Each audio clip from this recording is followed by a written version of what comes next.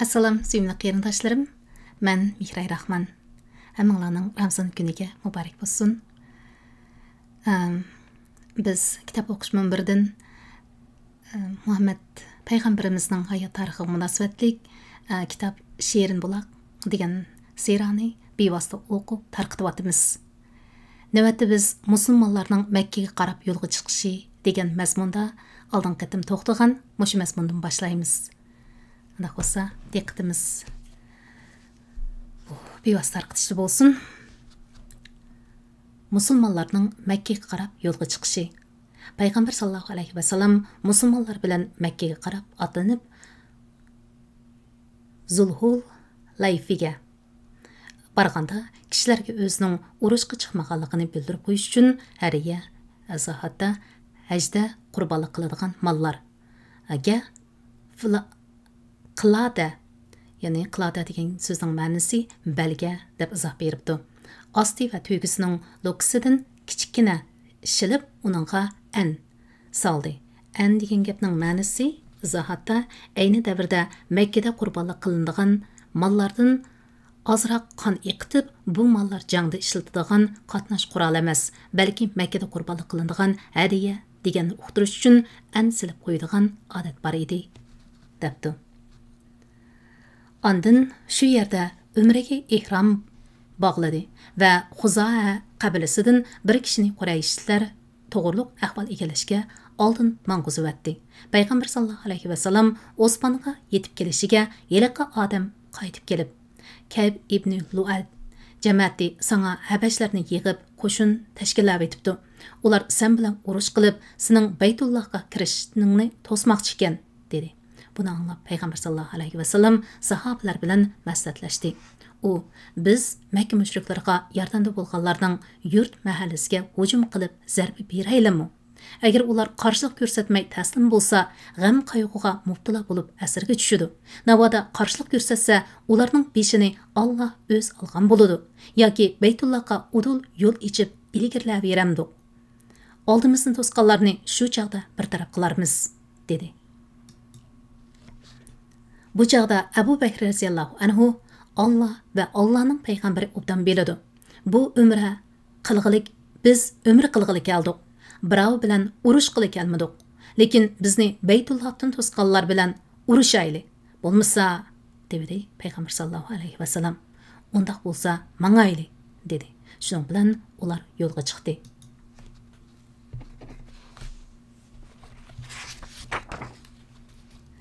Qurayshlarning musulmonlarni Baytullohdan to'sishga urinishi. Qurayshlar payg'ambar sallallohu alayhi va sallamning Makkaga qarab yo'lga chiqqanligini anglagandan keyin jiddiy kengashib, musulmonlarni mumkin qadar Makkaga kirgizmaslikni qaror qilishdi. Shunga payg'ambar sallallohu alayhi va sallam Bani Kayb tashkillagan Habash, ya'ni Neger yalanma qo'shindan dajib o'tgandan keyin ashu jamoatdan bir kishi kelib Qurayshlarning Zituvan degan joyga kelib tushganligini va Xolid ibn Valid boshchiligida 200 otliqning Makkaga boradigan cho'ng yo'ldagi Qura-ul-G'aym degan joyga musulmonlarni Makkaga kirishdan to'sish uchun kutib turayotganligini xabar qildi. Shu asnoda Xolid ibn Valid lashkarlarini boshlab yetib kelib musulmonlardan xeli yiroq joyda chavandozlarini sapga tizib hayva ko'rsatib turdi. Ikki taraf bir-birini aniq ko'raladi. Bir chog'da Xolid ibn Valid musulmonlarning pishidan namozda sapras bo'lib, rukuga berib, sajda qilib turganligini ko'rib, bu ularning rosa g'afil vaqti ekan. Agar mushu holatda birli hujum qilsak, ularni cho'qim bir taraf qilib etadaymiz, dedi. Ondan odamlarga ular namoz asriga turganda umumyuzlik hujum qilishni uqtirdi. Lekin u vaqtgacha Alloh taolo salatul xavf ning hukmini nozil qilib, Xolidning shirin xiyolini barbod qilib atdi. Yo'lnishni o'zgartib, qonliq to'qinishdan saqlanish. Bu chaqda payg'ambar sallallohu alayhi va sallam Xolid to'sib olgan Tanim orqali Makkaga kirgili bo'ladigan cho'ng yo'lni so'l tarafga qoldirib, o'ng qo'pirilib, tog'chiliqlari orasidagi agri to'qay va egizpas yo'llar bilan musulmonlardan boshlab Sanyut Tulmirar yo'lidagi Zuhrul Hamish degan joyining o'tirisidan kesib o'tib, Makkaning tuvan tarafidagi Hudaybiya tuzlanligiga boradigan bir chig'ir yo'lga mangdi. Xolid ibn Valid musulmonlarning yo'nalishini o'zgartib ilgarilayotganligini ko'rib, Qurayshlarni ogohlantirish uchun Makkaga qarab ot soldi. Payg'ambar sallallohu alayhi vasallam davomli yo'l yurib, Saniyal Tumil Mirazga borganda tuyuqsiz uning to'gisi cho'kib oldi. Kishilar qancha no'qib haydab baqqan bo'lsa-mu, to'ga o'rnidan turg'ili unimadi. Ba'zilar Qasvai, ya'ni Payg'ambar sallallohu alayhi vasallamning oq to'gisining nomi herib qoldi. Qasvai herib qoldi deyishgan edi. Payg'ambar sallallohu alayhi vasallam Qasvai herib qolmadi. Bu herib qoladigan to'gimi emas, balki uni Ashabul Filning pillarini to'xtatib qo'ygan Allah to'xtatib qo'ydi dedi. Anda yana mundaq dedi. Allah bilan qasamki, ular menga Baytullohni ulug'laydigan har qanday bir shartni tanlasa, uni cho'qim qabul qilaman. Ondan u to'gisini devitgan edi, to'ga sakrab o'rnidan turdi. Payg'ambar sallallohu alayhi vasallam ixtiyoriy yo'l yurib, oxir Hudaybiyaning ang chat tarafidagi suyi oz bir quduq yeniga kelib tushdi. Musulmonlar quduqning suyini oz-ozdan o'chimlab ilishgan bo'lsa-mu, ammo quduqning suyi tezda tugab ketdi. Shunga bilan ular Payg'ambar sallallohu alayhi vasallamga tashnoliq azobidan shikoyat qilishgan edi. Payg'ambar sallallohu alayhi vasallam yendiki sadoqdan bir tal o'qni chiqarib quduqqa tashlashga buyurdi. Allah bilan qasamki, heliqi u quduqqa tashlangan hamon suv bulduqlab chiqishga boshladi. Kishilar suv qandi. Budayl ibn Varqoining org'i tushishi. Payg'ambar sallallohu alayhi vasallam Hudaybiyaga tushib bir oz aram olgandan keyin Huzaha qabilasidan Budayl ibn Varqoy bir qancha odamni boshlab keldi. Huzaha qabilasi Tihma aholilari ichida Payg'ambar sallallohu alayhi vasallamning sodiq ittifoqdoshlari edi. U mundaq dedi: Kayb ibn Luay jamoati har xil ig'ir yeni qurollarni ilib Hudaybiyaga suyining u chetiga tushdi. Ular bilan elishib Baytullohga kirishini to'smoqchi. Bu chaqda Payg'ambar sallallohu alayhi vasallam biz urush qilib kelmadik, umr qilg'ili keldik. Qurayshlarni bo'lsa necha yillik urush xo'rtibatdi. Ular ig'ir ziyon tortdi. Shunga ular men bilan ahdi kelishim tuzishni xohlasa, kelishim tuzaman. Boshqalar yana Makkadagilardan boshqa arab qabilalarini ko'rsatdi deb izoh beribdi. Ning ishi ayrim ish. Keyinchi ular xohlasa, boshqalar kirgan dinga ularma kirar yoki kirmas. Ammo ular menga urushni zo'rlab tangsa, men ular bilan jinimdan judo bo'lguncha yoki Alloh o'z ishini g'olib qilguncha urushaman dedi.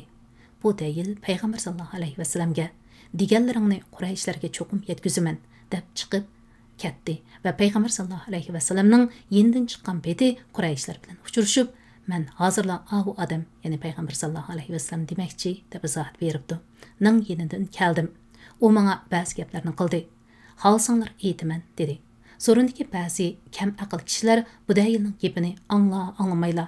Qo'y, uning gapini deb yurishning hojati yo'q dedi. Yana ba'zi pamparasatliklari qani aytib baqa, anglab baqayli dedi. Shuning bilan bu dayil ularga Payg'ambar sallallohu alayhi vasallamning aytganlarini aynan yetkazdi. Buni anglab Qurayshlar ishning tegi-taktini o'qish uchun Mikras ibn Hafsini avatdi. Payg'ambar sallallohu alayhi vasallam Mikrasni yiroqdan ko'rib, bu qara yuz aldamchi odam dedi. Mikras kelib Payg'ambar sallallohu alayhi vasallam bilan suhbatlashdi. Payg'ambar sallallohu alayhi vasallam uningga budayliga deganlarni aynan takrorladi. Mikras berib Quraysh doiralarini vaqiflantirdi. Quraysh elchilari Mikras ibn Hafsi Qurayshlarga ahvolni ma'lum qilgandan keyin Kanana qabilasidan Halis ibn Alqama ismli bir kishi chiqib, "Menga ijozat qilinglar, men uning qishig'iga o'zim berib kelay" dedi. Ular berib kelgan deyishdi. O musulmonlar turayotgan joyga yiroqdan ko'rinib kelibdi. Payg'ambar sallallohu alayhi vasallam bu kishi qurbonlik mollarni ulug'laydigan qavmlardan, uning oldiga to'ygalarni haydab qo'yinglar dedi. sahabeler Peygamber sallallahu aleyhi ve sellem'nin degindek kıldı ve labeyke ve tekbir etip onu karşı aldı. Bunu görgen Halis təəccüblənib Subhanallah, zahatda Allah ayıb nöqsanlardan pak, münezzehdir debdi. Bularni Beytullahni tavaf qilishdan tuzish loyiq emaskan dedi. Ve Peygamber sallallahu aleyhi ve sellem bilen görüşkenden keyin odamlarning qishiga qaytib qurbonlik to'ygilarga qilada esib qo'yilganligini, hammasiga ansilib belgi qilinganligini ko'rdim. Meningcha ularni haj qilishdan to'sishga bo'lmaydi degan edi. Bu so'z uchun u qattiq tanqidga uchirdi. Bu chaqda Saqif qabilasidan Urva ibn Mas'ud Saqafi bu odam sizlarga dono taklif beribdi. Uni qabul qilishga arziydi. Manga ijozat bersanglar, uning qishiga berib kelsam, dedi. Ular berib kel deyishdi. Urva kelib Peygamber sallallahu aleyhi ve sellem bilan suhbatlashdi. Suhbat jarayonida Peygamber sallallahu aleyhi ve sellem uningga bu deyliga aytgan so'zlarini takrorladi. Buni anglab Urva, "Ey Muhammad, o'z qavm jamoatingni qirib tashlaydisan? Arablardan o'z pushti jamoatini xonavayron qilgan bir odamni anlaganmısan? Navada mag'lubiyat sana yuzlansichu? Asbaray Xudo, odamlarning chiroyidan ko'rinib turdiki, ularning hammasi sayoq odamlar. Sayoq odamlarda qiladi. Ular seni tashlab qocharmiki?" degan edi Abu Bakr radhiyallohu anhu. "Seningcha biz Rasulullohni tashlab qochadigandek ko'rinam deganmiz?" deb ochiqlandi Urva. "Agar menda sana texigacha qaytirish fursati bo'lmagan, yaxshilik bo'lmagan bo'lsa-edi, albatta muvofiq javob qaytaratdim", dedi va Payg'ambar sallallohu alayhi va sallam bilan keskin javoblashib taqallash qildirdi. U har sala Payg'ambar sallallohu alayhi va sallamning saqiliga qo'l uzatdi. Payg'ambar sallallohu alayhi va sallamning yenda Mughira ibn Shuyba radhiyallohu anhu dubulg'i kiyib qilich tutgan holda muhofazatda turib qachonki Urva Payg'ambar sallallohu alayhi va sallamning saqiliga qo'l uzarsa, Mughira uning qo'liga qilichning payniki bilan noqib tart qo'lingni deydi. Urva beshini ko'tarib, "Bu kim?" deb so'radi. Kishilar Mughira ibn Shuyba degan edi. U, "Voy aldamchi xoin, sening terib qo'ygan jinoyating uchun hozirmi badal to'layapman", dedi. Mughira radhiyallohu anhu musulmon bo'lishning oldida bir qancha odamga hamroh bo'lib safarga chiqqan va bir yerga kelganda ularning hammasini o'ldirib etib, mol-mulklarini elib qochib ketgan. Ondan Madinaga kelib musulmon bo'lgan edi. Payg'ambar sallallohu alayhi va sallam uning ahvolini o'qigandan keyin "Sening musulmondarchiligingni qabul qilaman, ammo elib kelgan melingni to'g'namayman", dedi. Mughira radhiyallohu anhu mazkur Uravning bir tuqqan jiyani edi deb izohat beribdi. Shuning bilan birga Urva yana sahobalarning o'zaro ittifoqi va ularning Payg'ambar sallallohu alayhi va sallam bilan bo'lgan munosabatiga alohida diqqat qildi va o'z odamlarining yeniga qaytib, "Ey jamoat, men atoqli podshohlar va katta arboblarning qishiga elchi bo'lib borgan Qaysar, Kisra va Najashlarning huzurida bo'lgan edim. Allah bilan qasamki, men Muhammadning odamlarining uningga hurmat qilgandek bu shohlarning hech qaysi birsiga hurmat qilganligini bilmayman. Ular hatto uni hurmatlaganligidan uningga tikilib qarmaydi ekan. U sizlarga obdan taklif beribdi. Uning taklifini qabul ko'ringlar", dedi. Allah ularni sizlarga qo'l silishdan to'sdi.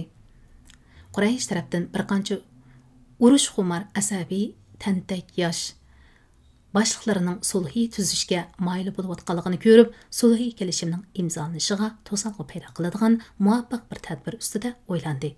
Oxir ular kechalab chiqib, musulmonlar bargohiga hujum qilib, urush piltisiga o't yiqish irodasiga keldi va mush maqsadda ulardan 70-80 dak nadan yosh tashkillanib, Tanim teg'i bo'ylab maxfiy ravishda musulmonlar bargohiga tegish qilmoqchi bo'ldi. Biroq ular o'ylamagan yerdan musulmonlar muhofazatchi qo'shinning qo'mondoni Muhammad ibn Maslama radhiyallohu anhu tarafidan sezilib qoldi. Ularning hammasini tirq qo'lga tushirib, chambarchas bog'layotgan edi. payg'ambar sallallohu alayhi vasallam buningdan xabar topgandan keyin sulhiy kelishim ishlariga to'salg'i bo'lmasin uchun ularning gunohini kechirim qilib o'z yo'liga qo'yibdi. Alloh taolo bu haqda Allah ularni sizlarga qo'l silishdan to'sdi hamda ular ustidan g'alaba qilganlardan keyin Makkaning ichida, ya'ni Hudaybiyada sizlarning ularga qo'l silishinglardan to'sdi. Allah qiladigan ishinglarni ko'rib turg'uchidir. Qur'oni Karim Sura Fatih 48-sura 24-oyat degan oyatni nozil qildi.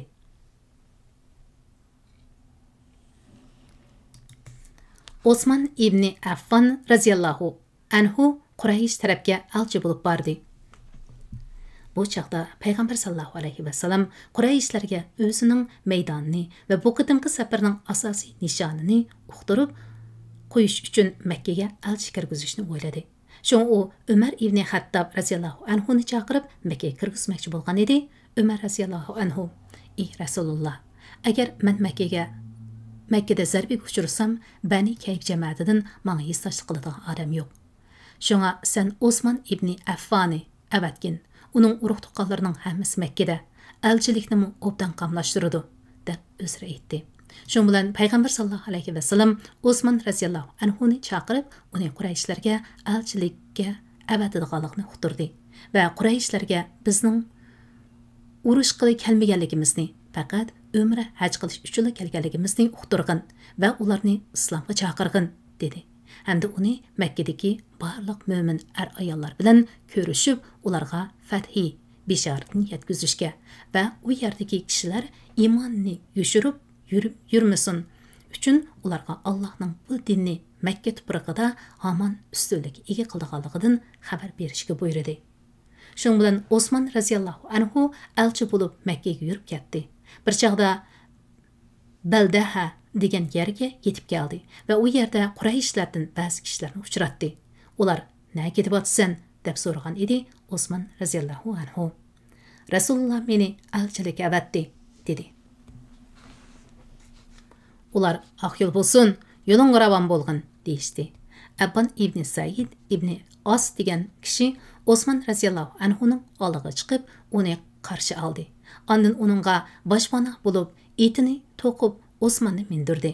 O'zi otning keyniga mindi. Shuna qilib Osman raziyallohu anhu Makkaga kelib, Quraysh doiralariga elchilikni yetkazdi va o'z vazifasini ado qildi.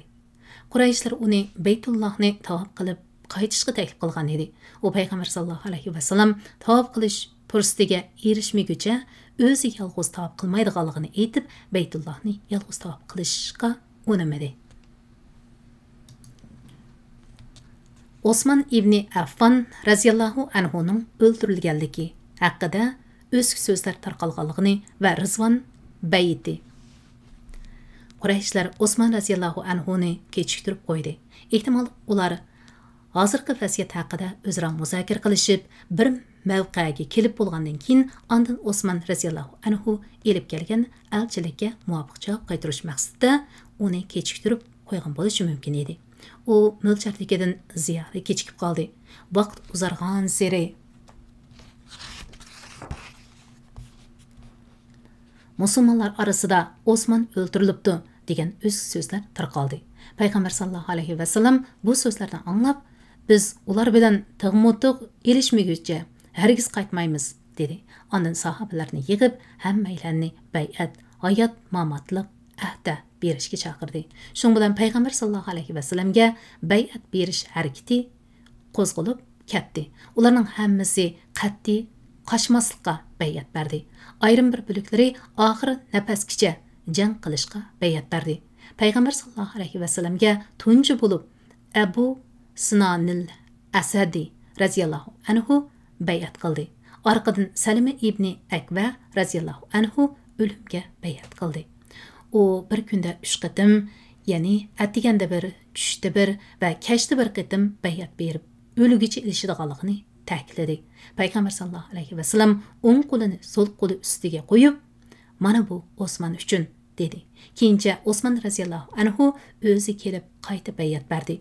Bu qitimqi bay'atdan Jaddi ibn Qays ismli bir munofiqlar ayrilib qolgan edi. Payg'ambar sallallohu alayhi vasallam bu bay'atni shu yerdagi bir daraxt tuvida olgan edi. Umar radhiyallohu anhu payg'ambar sallallohu alayhi vasallamning qo'lini tutib turvatdi. Maiqol ibn Yassar radhiyallohu anhu shu daraxtning bir notisini tutib kishilarning bay'atini payg'ambar sallallohu alayhi vasallamga yetkazdi. Mana bu Alloh taolo. Allah mo'minlardan haqiqatan rozi bo'ldi. Muhammad o'z vaqtida ular Mudaybiyanda daraxt soyasi ostida sana bay'at qildi. Allah ularning dilidagini, ya'ni rostlik bilan vafoni bildi. Allah ularga ular bay'at qilayotganda tamkinlik tushirib berdi va ularni yaqin g'alaba, ya'ni Haybarning farhi qilinishi bilan va ular oladigan nurg'un g'animatlar bilan mukofotladi. Qur'oni Karim sura Fatih 48-sura 18-oyat degan oyatda zikr qilingan Rizvon bay'atidir. Sulh kelishim nomining imzolanishi va uning moddalari. Osman ibn Affan radhiyallohu anhuning elchiligidan Qurayshlar vaziyatning jiddiyligini to'nib yetgan chig'i. Ular darhol Suhayl ibn Amrni sulh tuzishga avatdi. Ular Suhayliga arablarning Muhammad bu yil zo'rlik bilan Makkaga kiribdi degandek so'z cho'chaklarni tarqitishidan saqlanish uchun Muhammad sallallohu alayhi vasallamning shu yil ichida qaytib kelishini cho'qim kelishimga kirgizishni topiladi. Suhayl yetib kelib edi, payg'ambar sallallohu alayhi vasallam uni ko'rib, ishinglar yengillashdi. Ular Suhaylni avatginiga qaraganda cho'qim sulhini tanlabdi, dedi. Suhayl kelib, payg'ambar sallallohu alayhi vasallam bilan uzoq suhbatlashdi. Suhbatdan keyin ikki taraf sulh kelishimning tuvandagi moddalariga o'rtaq birlikda kelishdi. Birinchi, Rasululloh taraf bu yil Makkaga kirmay qaytidi. Kelar yil qaytib kelib, Makkada faqat 3 kun turadi. Haramga musofirlar hamroh qiladigan yaroq va qiynoq silingan qilishdan boshqa har qanday qurol yaroq elib kirilmaydi va Quraysh taraf ularga hech qanday daxl ta'ris yetkazmaydi. Ikkinchi, ikki taraf o'tirsida 10 yil urush to'xtatildi. Bu muddatda ikki taraf xalqlari bir-biridan mutlaq amin bo'ladi va kona adovat va ziddiyatlarni qo'llashmaydi. Uchinchi, har qaysi arab qabillarning musulmonlarning himoyasiga kirishi yoki Qurayshlarning himoyasiga kirishi shu qabila xalqining o'z ixtiyori qo'yiladi. Ammo ikki tarafning qaysi birisining himoyasiga kirgan qabila shu tarafning ayrilmas tarkibiy qismi deb qaraladi. Shunga shu qabilaga qilingan har qanday yo'lsizlik shu tarafga qilingan daxl ta'ruz hisoblandi. To'rtinchi, Quraysh tarafdan igi chaqilarining ruxsatsiz, ya'ni qechib kelgan har qanday bir Quraysh tarafga shartsiz qaytarildi.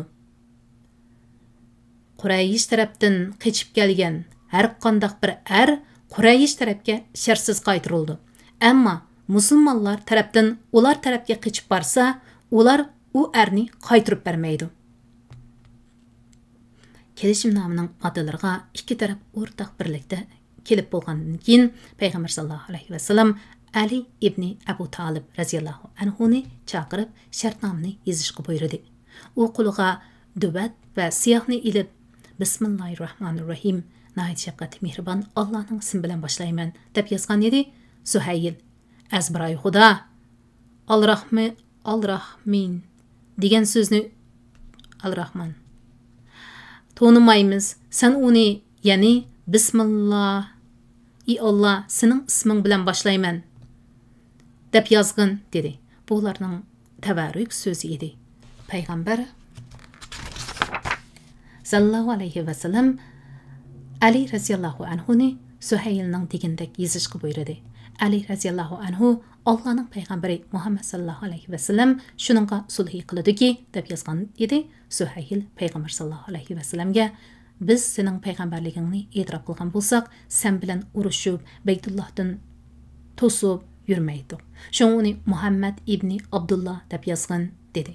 Payg'ambar sallallohu alayhi vasallam uningga meni garchi inkor qilsanglarmi, men yana Allohning barhaq payg'ambaridirman, dedi-yu, Ali radhiyallohu anhuni Suhaylning degandek yozishga va kelishimdagi Rasululloh degan so'zni o'chirib etishga buyurdi. Ali raziyallohu anhu "Men bu so'zni mangu o'chirmayman" deb turib olgan edi. Payg'ambar sallallohu alayhi vasallam bu so'zni o'z qo'li bilan o'chirdi. Ondan Ali raziyallohu anhu yezishni davomlashtirib, kelishimnomani bitkizdi. Kelishimga imzo qo'yilib bo'lgandan keyin Xuzoa qabilasi Payg'ambar sallallohu alayhi vasallamning himoyasiga kirdiganligini jakarladi.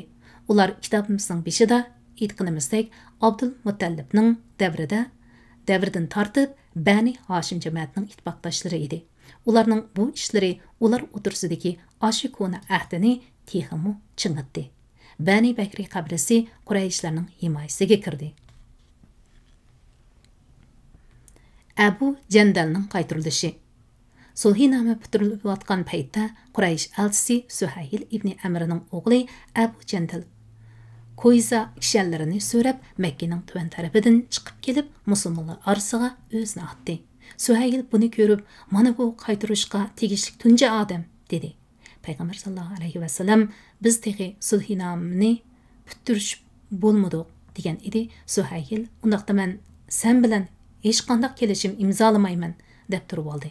Payg'ambar sallallohu alayhi vasallam "Uni menga qoldirgin" degan edi. Suhayl "Uni sana menga qoldirmayman" dedi. Payg'ambar sallallohu alayhi vasallam qayta talab qilgan bo'lsa-mu, Suhayl unimadi. Suhayl o'g'lining yuz ko'zlariga hadab uratdi va uni Makkaga qaytirib ketish uchun gajgisdan so'raydi. Abu Jandal jinning boricha to'lab, "Ey musulmon qarindoshlar, meni dinimdan yondiradigan kuffarlarga qaytirib beramsizlar" deydi. Bu chog'da Payg'ambar sallallohu alayhi vasallam "Ey Abu Jandal, sabr qilgin, norozi bo'lmagin. Alloh sana o'xshash zulm qilingan musulmonlarga pat yaqinda cho'qim amillik va chiqish yo'li ato qiladi. Biz ular bilan sulhi tuzibdik. Har ikkala taraf Allohning orig'i selib turib, ahdi yezishibdik. Endi biz ahdimizda turmasak bo'lmaydi" dedi. Qurbonlik mollarni zabh qilish, chash tushirish va ihromdan chiqish. Sulhinoma imzolanib bo'lgandan keyin Payg'ambar sallallohu alayhi vasallam sahobalarga "Turinglar, qurbonlik tuygularinglarni zabh qilinglar" degan edi. Payg'ambar sallallohu alayhi vasallam bu so'zni 3 qitim takrorlagan bo'lsa-mu, bir odam ado qilishga tamshalmadi. Payg'ambar sallallohu alayhi vasallam jimjitlikni ko'rib, ayoli Ummu Salima raziyallohu anhaning qishig'iga kirib, musulmonlarning itoat qilmaganligidan koyidi. Ummu Salima: "Ey Rasululloh, ularning amriga itoat qilishini xohlamsan. Undaqda oldi bilan o'zing chiqib qurbonligingni zabh qilgin va satrashni chaqirib chochlaringni oldirib ihromdan chiqqin" dedi. Shuning bilan Payg'ambar sallallohu alayhi vasallam Ummu Salima raziyallohu anhaning yenidan chiqdi-da, hech kimga qaramay berib qurbonlikni zabh qildi va satrashni chaqirib chechini oldirdi. Sahobalar buni ko'rib qurbonliklarni bas-basda zabh qilishdi va o'zaro chachlarini tushirishdi. Ular qattiq dard alam chekayotganda qiladi.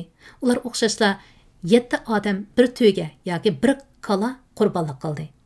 Payg'ambar sallallohu alayhi vasallam mushriklarga o'btaroq alam bo'lsin uchun Abu Jahilning Badri urushida o'lja ilingan kumush buruntuqliq qizil nar, ya'ni erkak to'ygisini qurbonlik qildi. Payg'ambar sallallohu alayhi vasallam chochlarini tushirguchilarga 3 qitim, 40 qitqanlarga 1 qitim mag'firat tiladi. Mushu safarda yana Alloh taolo Kayib ibn Ujra qatorliq ma'lum illat tufayli chechini muddatdan burun oldirganlarga ro'za tutish, sadaqa berish va yoki boshqa amallarni qo'shib ado qilish bilan kaffarat ado qilishni amr qildi.